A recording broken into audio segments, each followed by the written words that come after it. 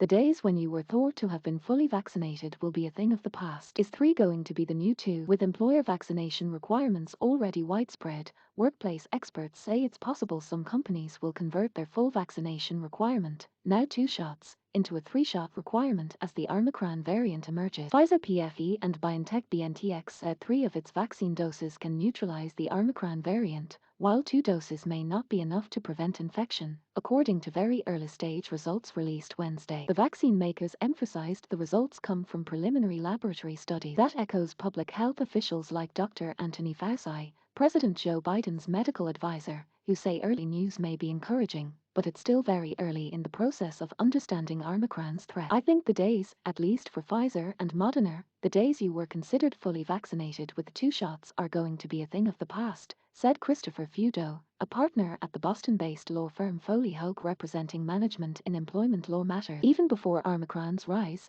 Feudo had been fielding calls from clients curious about whether they could require their employees to get boosters too. I say yeah, why not?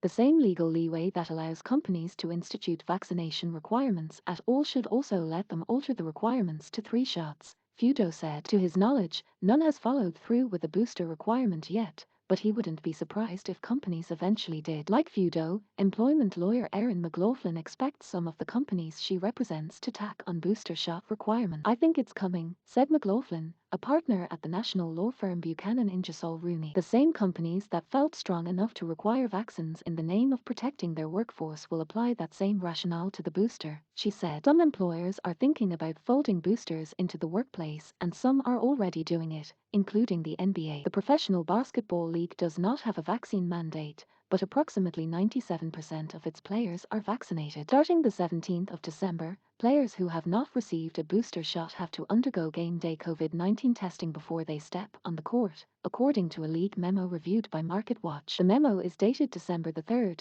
a week after the World Health Organization labeled Omicron a variant of concern.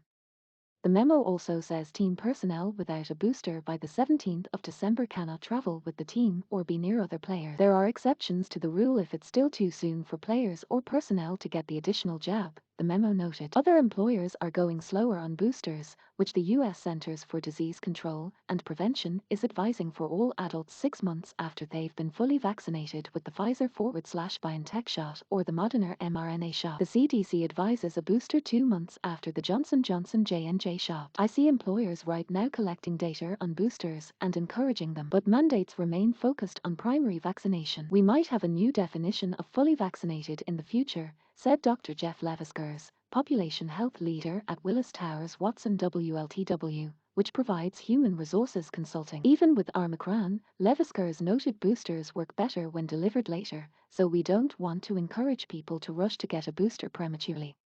A booster requirement by a certain date could potentially exclude a vaccinated worker who's still within the booster timeframe, he noted. It's absolutely worth encouraging boosters, said Dr. William Schaffner, an infectious diseases professor at the Vanderbilt University School of Medicine. But companies and government officials should think hard about requiring 3 shots, he said. The notion of redefining for practical purposes what fully vaccinated is would make things more confusing than they already are, Schaffner said. Just over a quarter of America's adult population has received a booster shot, according to the CDC. Almost 72% of the adult population has either had 2 Pfizer or Moderna shots, or 1 Johnson Johnson shot, the agency said. Meanwhile, workplace vaccination requirements are spreading. 3 in 10 workers say their employers required them to get vaccinated, according to a recent survey from the Kaiser Family Foundation. The 29% rate in November is up from 25% in October. More than half of employers either have mandates in place or will require one if the Occupational Safety and Health Administration rules requiring vaccines at private businesses with 100 or more employees take effect, according to a recent Willis Towers Watson survey. The rules, which were supposed to go into effect on January the 4th,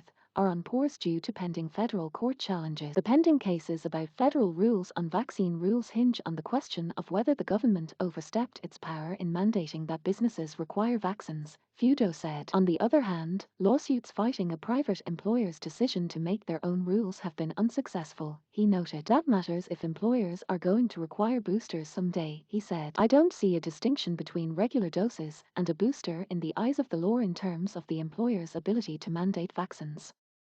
More requirements may involve more goading of workers and shifting requirements for some people who are not in the mood for more, Schaffner said. This is not the time for the coach to say, you have run around another half mile here.